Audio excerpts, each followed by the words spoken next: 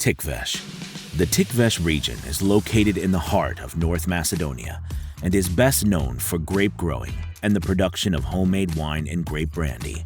However, this region hides many beauties accessible only to those who stop to explore.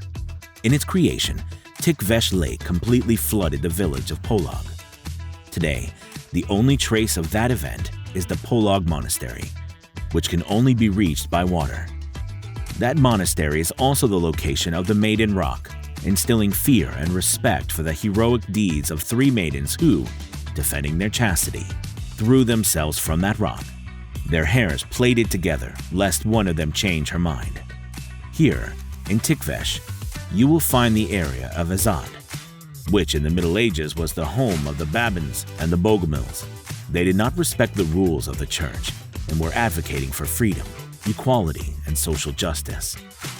The Babuna River is indisputably named for that phenomenon and people group. The path to its springs, spurting clean and cold water, leads along an attractive narrow mountain track. At the top, a magnificent waterfall awaits you. It is 10 meters high, with a magical blue color and spurting ice-cold water. Are you brave enough to step into the water for a few seconds?